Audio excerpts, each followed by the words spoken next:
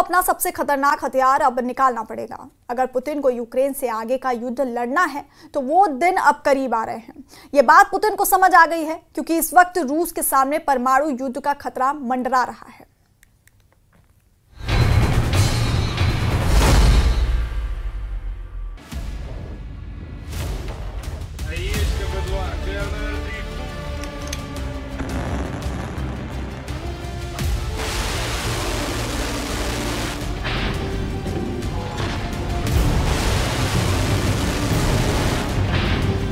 Putin को अपना सबसे खतरनाक हथियार अब निकालना पड़ेगा।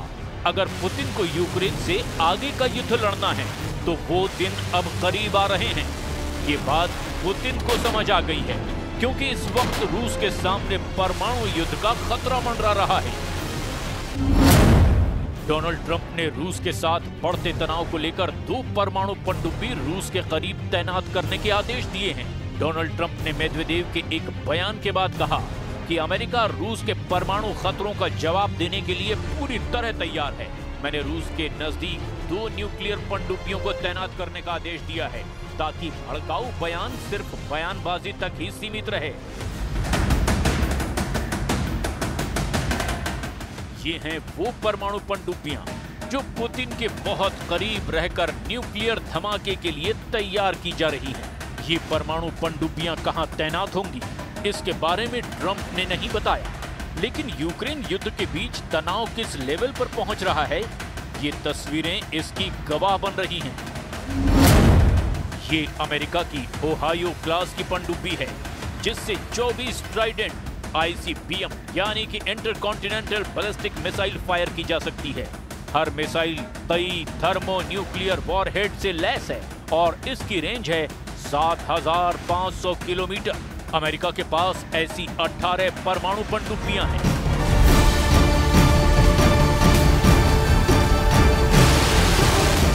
ये पनडुब्बियां दिमित्री मेदवेदेव को डराने के लिए हैं। मेदवेदेव रूस के राष्ट्रपति भी रह चुके हैं और अब रूस के राष्ट्रीय सुरक्षा परिषद के उप प्रमुख हैं। उन्होंने 31 जुलाई को कहा था कि ट्रंप को याद रखना चाहिए कि रूस के पास सोवियत दौर की परमाणु हमला करने वाली ताकत है। मेदवेदेव की इस बात ने ट्रंप को आग बबूला कर दिया। Oh yeah, well we had to do that. We just have to be careful. And a threat was made and we didn't think it was appropriate, so I have to be very careful. So I do that on the basis of safety for our people. A threat was made by a former president of Russia and we're going to protect our people. दरअसल Putin के खासम खास Dmitry Medvedev ने social media post पर कहा था, हम Israel या Iran नहीं हैं। ट्रंप की तरफ से दिया गया हर नया अल्टीमेटम युद्ध की धमकी माना जाएगा। उन्होंने डोनाल्ड ट्रंप को याद दिलाते हुए कहा था कि रूस के पास सोवियत संघ के समय से परमाणु हमले डेड हैंड की क्षमता है। अब सवाल ये है कि पुतिन का डेड हैंड है क्या? सोवियत संघ के दौर में यानी 1980 के दशक में एक ऑटोमेटिक परमाणु रिटेलिएशन सिस्टम बनाया गया था। इसे ही डेड हैंड कहा जाता है। इसे पेरीमीटर सिस्टम भी कहते हैं। रूस की पूरी लीडरशिप के मारे जाने पर यह सिस्टम अपने आप परमाणु हथियार लॉन्च कर सकता है। यह सिस्टम अब भी एक्टिव स्टैंड बाय मोड में माना जाता है। मतलब अगर अमेरिका ने रूस पर हमला किया और रूस के नेता मारे गए, तब भी यह सिस्टम अमेरिका पर हमला कर देगा। अब ट्रंप और रूस के बीच अचानक खटास क्यों फैली, इसे भी जरा समझ लीजिए। दरअसल यूक्रेन पर पुतिन के हमले देखकर डोनाल्ड ट्रंप की नींद उड़ गई है। कीव, खार्किव, सुमी, ओडेसा के बाद अब जापोरेजिया में हुए हमलों ने अमेरिका का नेटो वाला जमीर जगा दिया है। इसीलिए डोनाल्ड ट्रंप ने सीज फायर और युद्ध वाले विकल्प चक्र को बार बार घुमाया और इसका फैसला आया युद्ध, क्योंकि पुतिन को बार बार अल्टीमेटम की बात कहकर ट्रंप ने कई तरह के भ्रम पैदा कर दिए। ट्रंप दिखाना चाहते थे कि अमेरिका अब किसी भी सूरत में यूक्रेन को बचाएगा, लेकिन डोनाल्ड ट्रंप ने सीज फायर की तारीख खींचकर युद्ध को चुना है। पनडुब्बी तैनात करने वाला फैसला यही साबित कर रहा है। डोनाल्ड ट्रंप पहले ही साफ कह चुके हैं कि अब यूक्रेन को और हथियार भेजे जाएंगे। जबकि कुछ दिन पहले ही अमेरिका ने यूक्रेन को अहम हथियारों की सप्लाई रोक दी थी। लेकिन जून के बाद जुलाई में रूस के ताबड़तोड़ हमलों ने बता दिया कि पुतिन न ट्रंप की सुनेंगे न ज़ेलेंस्की पर रहम करेंगे। इसीलिए यूक्रेन अब रोजाना ड्रोन और मिसाइल के हमलों से दहल रहा है। पुतिन के हमले और तेज हो चुके हैं, लिहाजा ट्रंप को फाइनल कॉल लेनी पड़ी।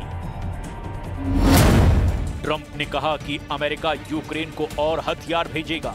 यूक्रेन को अपनी हिफाजत करने का पूरा हक है।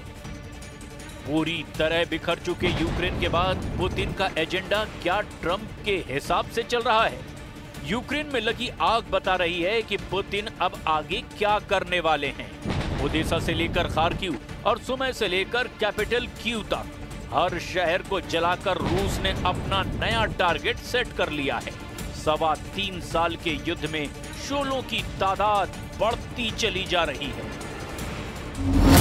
डोनाल्ड ट्रंप ने 14 जुलाई को पुतिन को बहुत बड़ी वार्निंग दी थी। ट्रंप ने कहा था कि अगर 50 दिनों में युद्ध खत्म करने को लेकर डील नहीं हुई तो फिर रूस पर 100% टैरिफ लगाया जाएगा। 14 जुलाई से 50 दिन गिने जाएं तो ट्रंप ने पुतिन को 2 सितंबर 2025 तक का वक्त दिया। सवाल ये है कि क्या अब 2 सितंबर तक पुतिन यूक्रेन पर इतनी बमबारी कर देंगे कि यूक्रेन में रूस की जीत पक्की हो जाएगी? हालांकि बाद में ट्रंप ने पुतिन को 10 से 12 दिन का अल्टीमेटम भी दे दिया।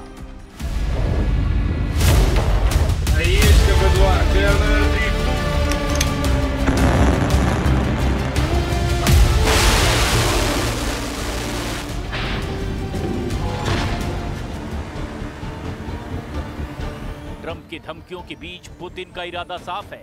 उन्होंने यूक्रेन से आगे के युद्ध के लिए अपनी ताकत दिखानी शुरू कर दी है।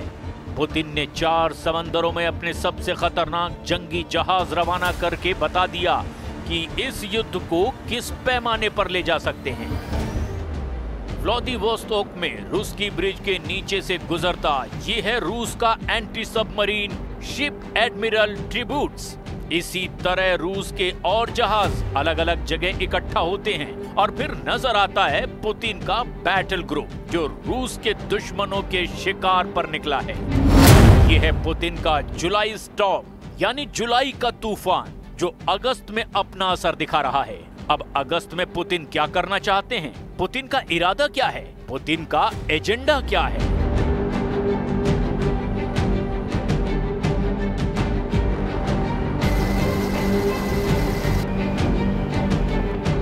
पुतिन के इस तबाही मचाने वाले ऑपरेशन के बारे में और जानने के लिए इसकी ताकत समझ लीजिए।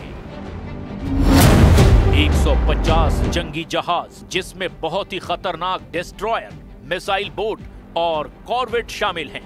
15,000 सैनिक जो पुतिन के ऑर्डर पर पूरे नेटो को तहस नहस करने का इरादा रखते हैं और वॉर जोन एक नहीं बल्कि 4 इलाकों में जंग एक साथ लड़ने का चैलेंज दे रहे हैं पुतिन।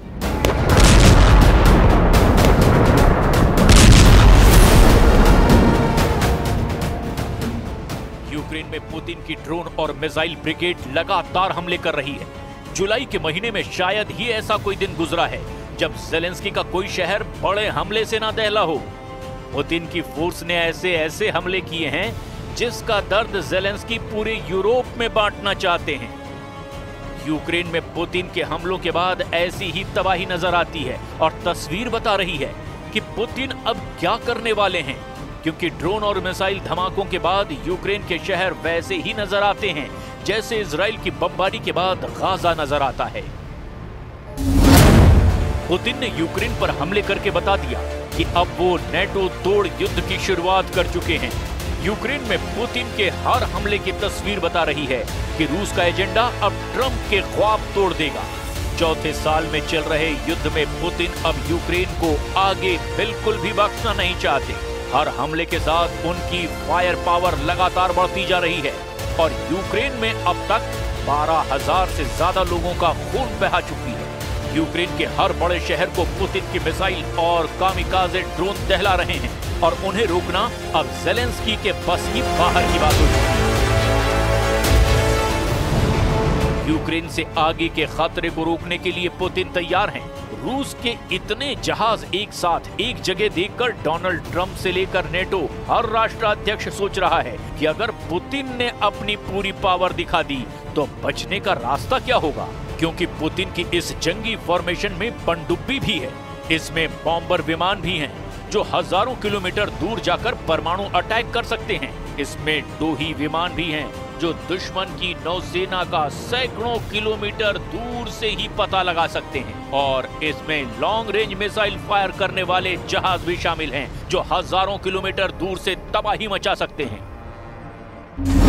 प्रशांत महासागर, आर्कटिक महासागर, बाल्टिक सागर और कैस्पियन सागर, दुनिया में इन 4 इलाकों में पुतिन ने बहुत ही खतरनाक युद्धाभ्यास किया है और इसका नाम रखा जुलाई स्टॉर्म, यानी जुलाई का तूफान। जुलाई में पुतिन ऐसा तूफान मचाना चाहते हैं जिसकी धमक दुनिया के सबसे बड़े पावर सेंटर यानी अमेरिका तक सुनाई दे, जिसकी धमक देखकर पूरा यूरोप पनाह मांगे और जिसमें एक इशारे पर पुतिन का सबसे बड़ा वॉर एजेंडा लागू हो जाएगा। पुतिन के जुलाई वाले तूफान में 120 विमान भी शामिल हैं जो लॉन्ग रेंज बॉम्बिंग कर सकते हैं, जो परमाणु हमला कर सकते हैं और दुश्मन की परमाणु पनडुब्बियों को डुबाकर समंदर की गहराई में उसकी कब्र तैयार कर सकते हैं। इसमें एक तरफ है पुतिन का टर्बो प्रॉप इंजन वाला परमाणु बॉम्बर Tu-95 और दूसरी तरफ है IL-38 टोही विमान जो आसमान में उड़ते हुए दुश्मन की पनडुब्बियों का शिकार करना जानता है। ये दोनों विमान पुतिन के सबसे भरोसेमंद विमानों में से एक हैं। उनके स्ट्राइक मिशन के सबसे बड़ी ताकत भी माने जाते हैं।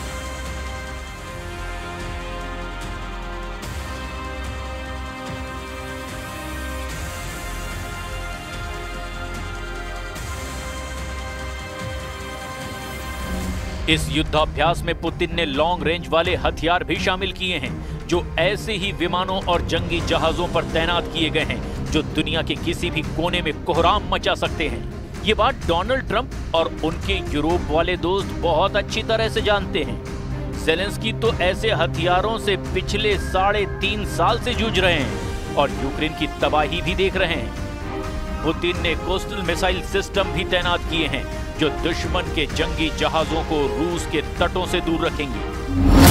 तूफान मचाने वाले इस युद्धाभ्यास से रूस का मैसेज बिल्कुल साफ है। वो फौज की तेजी से तैनाती, एंटी सबमरीन ऑपरेशन, तटों की सुरक्षा और शिपिंग लेन की हिफाजत, इन 4 मुद्दों पर काम कर रही है। लेकिन पुतिन का असली एजेंडा कुछ और ही है और वो है पावर प्रोजेक्शन और इसी के जरिए दुश्मन को रूस से दूर रखना।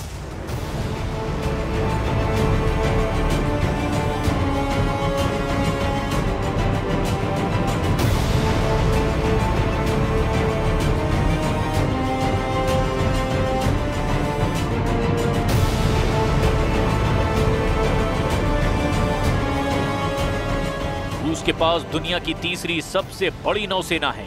आंकड़ों के हिसाब से पहले नंबर पर चीन है क्योंकि उसके पास करीब 400 जंगी जहाज हैं। दूसरे नंबर पर अमेरिका है, उसके पास 350 जहाज हैं। लेकिन 12 एयरक्राफ्ट कैरियर अमेरिका को दुनिया की सबसे ताकतवर नौसेना बना देते हैं और वहीं रूस जिसके पास 300 जहाज हैं लेकिन उसकी 60 पनडुब्बियां और बड़े बड़े मिसाइल क्रूजर अमेरिका को लगातार चुनौती देते रहते हैं। एक तरफ यूक्रेन की जमीन पर तबाही और दूसरी तरफ समंदर को चीरकर आगे बढ़ते हुए पुतिन के जहाज। पुतिन का डबल धमाका देख करके रूस के दुश्मन बहुत भ्रम की हालत में हैं। यूक्रेन को नए हथियार देकर के वो पुतिन को घेरना चाहते हैं, लेकिन पुतिन का समुद्री तूफान देखकर सबको एहसास हो रहा है कि शिकारी के सामने अब खुद शिकार बनने का खतरा है।